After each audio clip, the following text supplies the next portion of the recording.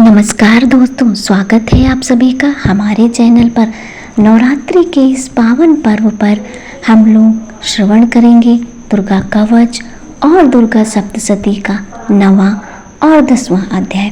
दुर्गा सप्तशती पाठ की विशेष महिमा है। यदि पूरी लगन और भाव के साथ इसे श्रवण करें तो ऐसी कोई भी कामना नहीं जिसकी पूर्ति ना हो। तो आइए प्रेम पूर्वक दुर्गा माँ का ध्यान करते हुए भक्ति भाव से श्रवण करते हैं दुर्गा कवच और उसके बाद दुर्गा सप्तशती का 9वां और 10वां अध्याय। दुर्गा कवच का पाठ हमें प्रतिदिन करना चाहिए, जो कैसी भी व्याधियाँ हों सबको दूर करता है। ओम नमः चंडिकाय। मार्कंडेय ऋषि बोले, हे पितामह, आप हमें कोई ऐसा परम गुप्त साधन बताइए जिसके द्वारा मनुष्यों की सभी प्रकार से रक्षा हो और जो अभी तक आपने किसी को बताया भी ना हो। ब्रह्मा जी बोले, हे प्रियवर, इस प्रकार का साधन तो परम पवित्र एवं परम गुप्त देवी जी का कवच ही है। इसी से प्राणी मात्र का कल्याण एवं सब प्रकार से रक्षा होती है। उसे सुनिए। देवी जी की 9 मूर्तियों के नाम इस प्रकार हैं। पहली शैलपुत्री, दूसरी ब्रह्मचारिणी, तीसरी चंद्रघंटा, चौथी कुसमांडा, 5वीं स्कंद माता, 6ठी कात्यायनी, 7वीं कालरात्रि, 8वीं महागौरी और 9वीं सिद्धिदात्री है। जो मनुष्य अग्नि में जल रहा हो, युद्ध भूमि में शत्रुओं के मध्य फंस गया हो अथवा घोर संकट से ग्रस्त हो, वह मनुष्य भगवती की शरण में पहुंच जाए तो उसके घोर से भी घोर संकट दूर हो जाते हैं। जो भक्ति भाव से देवी जी का स्मरण करते हैं उसकी सभी प्रकार से उन्नति होती है। हे भगवती, जो भी आपका स्मरण करते हैं निसंशय आप उनकी रक्षा करती हो। प्रेत की सवारी करने वाली चामुंडा देवी हैं। वाराही महिष पर, ऐन्द्री हाथी पर, वैष्णवी गरुड़ पर, माहेश्वरी बैल पर, कौमारी मोर पर और लक्ष्मी कमल के आसन पर विराजमान है। श्वेत रूप धारण करने वाली, वृषभ के वाहन वाली ईश्वरी देवी हैं। हंस पर चढ़ी हुई, सभी आभूषणों से भूषित ब्राह्मी देवी हैं। इस प्रकार अनेक प्रकार के रत्नों से विभूषित होकर सभी योग शक्तियों से संयुक्त ये सब माताएं हैं। सभी देवी क्रोधयुक्त रथों पर सवार होकर दर्शन देती हैं। ये शंख, चक्र, गदा, शक्ति, हल, मूषल, खेटक, तोमर, परशु, पाश, कुंत, त्रिशूल, उत्तम आयुध, शारंग, धनुष इत्यादि अस्त्र शस्त्र दैत्यों के शरीर नाश के लिए, भक्तों को अभय देने के लिए एवं देवताओं के हित के लिए धारण करती हैं। हे देवी, आपके दर्शन कठिन है। शत्रुओं के भय को बढ़ाने वाली देवी जी, मेरी रक्षा कीजिए।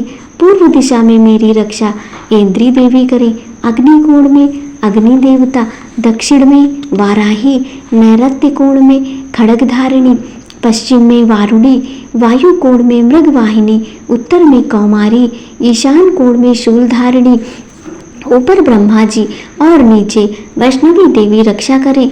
इस प्रकार सवाहिनी चामुंडा देवी 10 दिशाओं में रक्षा करें। जया मेरे आगे की, विजया मेरे पीछे की, बाईं ओर अजिता, दाईं ओर अपराजिता रक्षा करें। उद्योतिनी मेरी शिखा की, उमा मेरे मस्तक पर विराजमान भौहों की, यशस्विनी भौहों के मध्य में त्रिनेत्रा, नासिकाओं की यम घंटा देवी, नेत्रों के मध्य में शंखिनी, कानों की द्वारवासिनी, कपोलों की कालिका, कानों के मूल देश की शंकरी देवी रक्षा करें। नासिका की सुगंधा, ऊपर के ओंठ की चर्चिका, नीचे के ओंठ की अमृतकला एवं जीवा की सरस्वती देवी रक्षा करें। दांतों की कौमारी, कंठ की चंडिका, गले की चित्रघंटा, तालु प्रदेश की महामाया रक्षा करें। चिबुक की कामाक्षी, वाणी की सर्वमंगला, ग्रीवा की भद्रकाली, पृष्ठ अस्थियों की धनुर्धरी रक्षा करें। कंठ से बाहरी भाग की नीलग्रीवा, कंठ नालिका की नलकुबरी, दोनों कंधों की खंगिनी एवं मेरे भुजाओं की व्रजधारिणी रक्षा करें। दोनों हाथों की दंडिनी, अंगुलियों की अंबिका, नाखूनों की शूलेश्वरी, कुछ की कुलेश्वरी रक्षा करें। स्तनों की महादेवी, मन की शोक विनाशिनी, हृदय की ललिता देवी, उदर की शूल धारिणी रक्षा करें। नाभि की कामिनी, गुप्त इंद्रियों की गुहेश्वरी, लिंग की पूत कामिनी, गुदा की महेशवाहिनी रक्षा करें। कटी की भगवती, घुटनों की विंध्यवासिनी, जंघाओं की महाबली देवी रक्षा करें। गुल्फों की नारसिंही, पांव के तलवों की तेजसी, अंगुलियों की श्रीधरी देवी और तलवों की पर्वतवासिनी रक्षा करें। नाखूनों की दृष्टा, कराली केशों की ऊर्ध्वकेशिनी, रोम छिद्रों की कौमारी और त्वचा की वागीश्वरी रक्षा करें। रक्त, मज्जा, वसा, मांस, अस्थियों एवं मेदे की पार्वती, अंतड़ियों की कालरात्रि, पित्त की मुक्तेश्वरी रक्षा करें। पदम कोश की पद्मावती, कफ की चूड़ामणि, नाखूनों की तेज की ज्वालामुखी, सभी संधियों की अभेद्या देवी रक्षा करें। हे ब्राह्मणी, आप मेरे वीर की रक्षा करें। छाया की छत्रेश्वरी और मन, बुद्धि, अहंकार की धर्मधारिणी रक्षा करें। प्राणों को कल्याण, शोभना और शब्द, स्पर्श, रूप, रस, गंध, इन 5 इंद्रियों की योगिनी, सतरजतम की नारायणी सदा रक्षा करें। आयु की वाराही, धर्म की वैष्णवी, यश एवं कीर्ति की लक्ष्मी तथा धन विद्या की चक्रिणी रक्षा करें। इंद्राणी मेरे गोत्र की, चंडिका मेरे पशुओं की, महालक्ष्मी मेरे पुत्रों की, भैरवी भार्या की रक्षा करें। मेरे पथ की सुपथा, मार्ग की क्षेमकारी, राजा के दरबार में महालक्ष्मी एवं सभी दिशाओं में स्थिर होकर विजया मेरी रक्षा करें। और जो भी स्थान कवच में नहीं आए हैं और जो आरक्षित हैं, उन स्थानों की पाप नाशिनी जयंती देवी रक्षा करे। मनुष्य यदि अपना मंगल चाहता है तो एक कदम भी बिना कवच कहीं ना जाए। कवच से नित्य रक्षित मनुष्य जहाँ जहाँ भी जाता है वहीं से उसे धन का लाभ तथा सभी कामनाओं की सिद्धि प्राप्त होती है। पृथ्वी पर उस पुरुष को ऐश्वर्य एवं अतुल संपत्ति प्राप्त होती है। वह मनुष्य निर्भय हो जाता है। युद्ध भूमि में कोई भी उसे नहीं जीत सकता। त्रिलोक भर में पूजा जाता है। यह देवी कवच देवताओं को दुर्लभ है। इसको अत्यंत श्रद्धा के साथ सावधान होकर जो तीनों संध्याओं में नित्य पढ़ लेता है उसे देवी कला प्राप्त होती है। कोई भी उसे तीनों लोकों में पराजित नहीं कर सकता। उसे अकाल मृत्यु नहीं आती। वह 100 वर्षों से भी अधिक आयु पाता है। यह कवच उसका तेज, यश और कीर्ति बढ़ा देता है। चंडी पाठ करने वाला पहले कवच पाठ कर ले। जब तक पर्वत, वन, काननों के साथ या पृथ्वी टिकी रहती है तब तक ऐसे पुरुष की संतति होने पर महामाया की कृपा से देव दुर्लभ परम स्थान की प्राप्ति होती है। सुंदर रूप को पाकर वह सदा शिव के साथ में स्थान आनंद पाता है। एक देवी कवच भाषा समाप्तम। आइए अब दोस्तों दुर्गा सप्तशती के 9वें और 10वें अध्याय को श्रवण करते हैं। ओम ऐं ह्रीं क्लीं चामुंडाय विच्चे। ऋषि बोले, हे राजन, रक्त बीज के मर जाने पर एवं युद्ध में अन्य असुरों के भी मारे जाने पर शुंभ निशुंभ दैत्यों का क्रोध बढ़ गया। फिर दैत्यों की प्रधान सेना को साथ लेकर निशुंभ युद्ध में दौड़ा चला आया।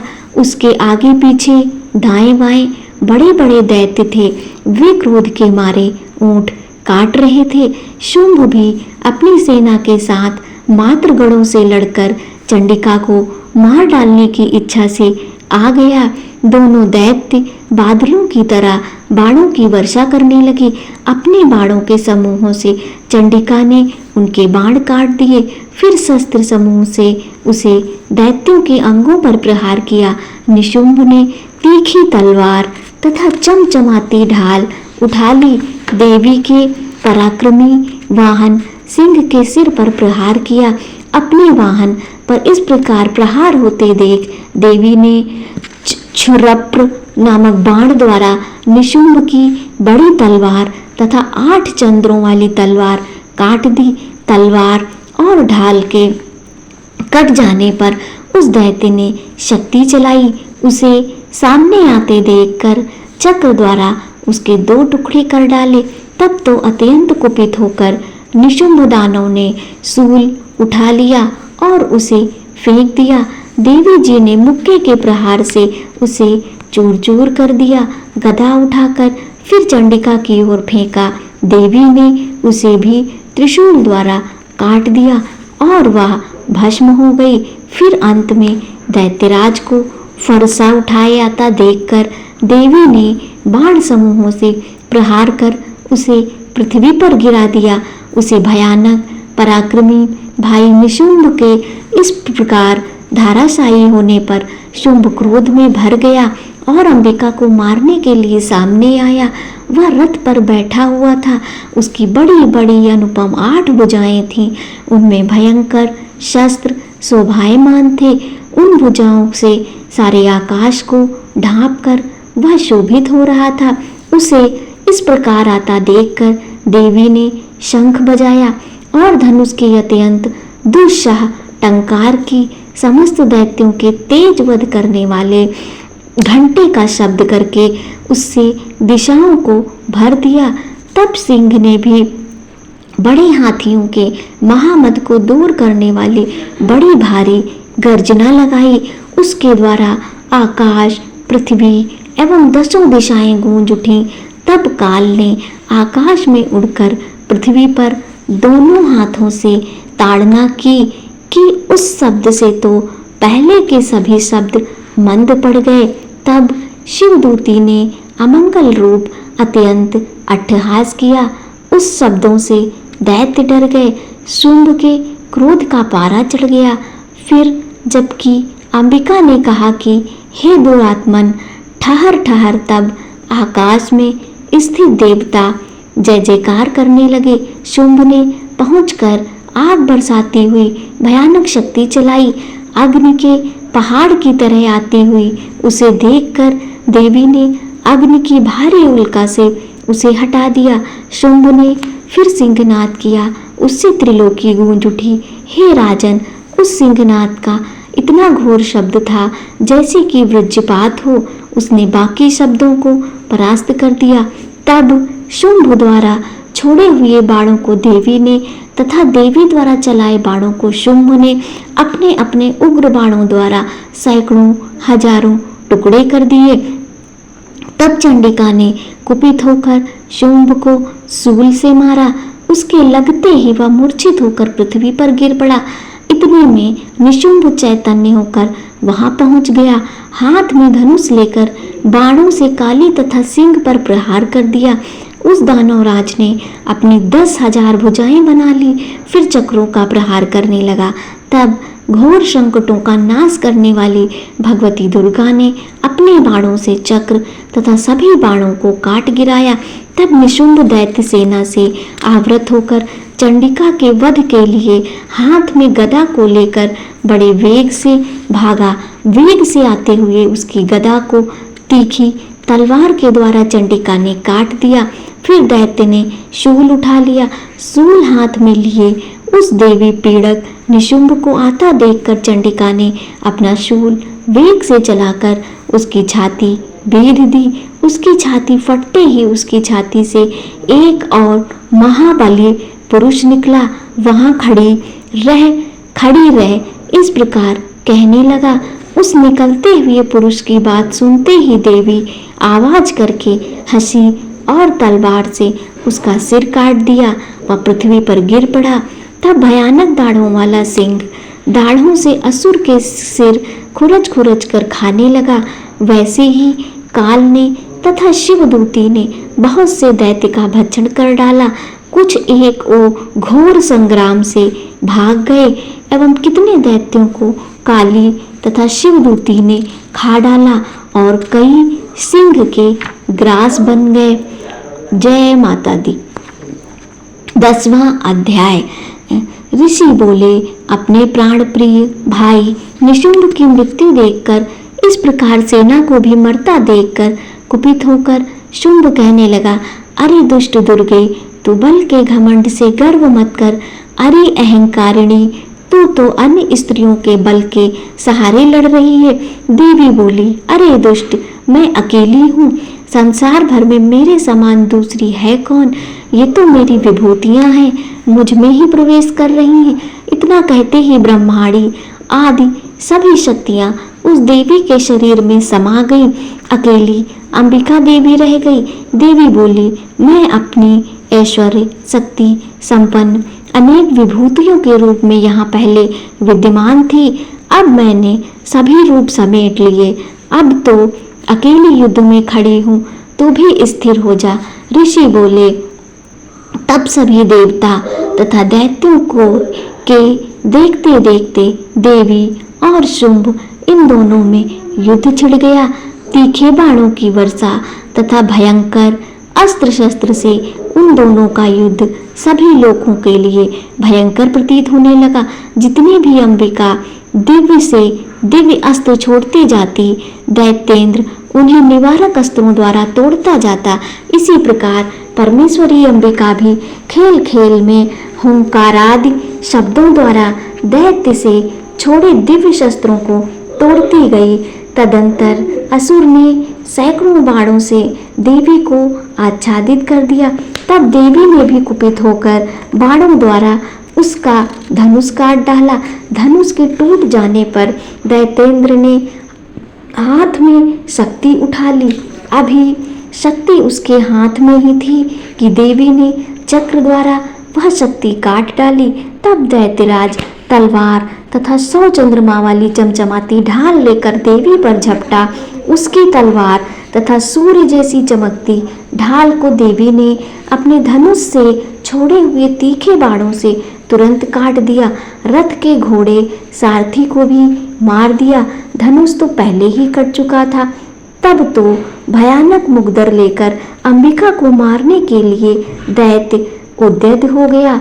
आते ही उसके मुग्दर को भी तीखे तीरों से काट दिया। फिर भी वह दैत्य मुक्का तान कर बड़े वेग से दौड़ा। जाते ही उस दैत्येश्वर ने देवी के हृदय में मुक्का मार दिया। देवी ने भी उसकी छाती पर एक चपेट जमा दी। देवी की उस चपेट के लगते ही वह दैत्यराज पृथ्वी पर गिर पड़ा। गिरकर भी सहसा उसी प्रकार उठ खड़ा हुआ। तब उछलकर देवी को उठाकर आकाश में स्थित हो गया। वहां भी निराधार होकर वह चंडिका देवी के साथ युद्ध करने लगा।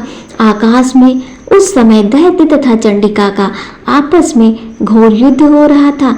वह युद्ध मुनियों का विस्मय कारक था।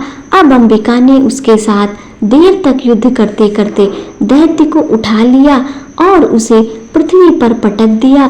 देवी द्वारा पटका हुआ वह पृथ्वी पर आकर गिर खड़ा हो गया। मुक्का तान यह दुष्ट देवी को मारने की इच्छा से बड़े वेग से दौड़ा। तब उस दैत्य को आता हुआ देखकर देवी ने उसकी छाती में त्रिशूल भोंक दिया और पृथ्वी पर गिरा दिया। देवी के शूल से छत विछत होकर पृथ्वी पर पड़ते ही उसके प्राण निकल गए। उसका गिरना भी समुद्र, द्वीप एवं पर्वतों के साथ सारी पृथ्वी को हिला देने वाला था। उस दुरात्मा के मरते ही सारा जगत स्वस्थ एवं प्रसन्न हो गया। आकाश भी बहुत ही साफ दिखाई देने लगा। पहले जो उपद्रवी मेघ उठ रहे थे तथा उल्कापात हो रहे थे, वे सभी शांत हो गए। दैत्यों के मारे जाने पर नदियां भी अपने अपने मार्ग पर चलने लगीं। उसकी मृत्यु होते ही सभी देवताओं के मन में प्रसन्न हो गए। गंधर्व मनोहर गायन करने लगे, दूसरे बाजे बजाने लगे, अप्सरागण नाचने लगी, वायु पवित्र होकर चलने लगी, सूर्य उज्जवल होकर चमकने लगा। शांत हुई अग्निशालाओं की अग्नियां जलने लगी। दिशाओं की भयंकर आवाजें शांत हो गईं। ओम ऐं ह्रीं क्लीं चामुंडाय विच्चे। जय माता दी।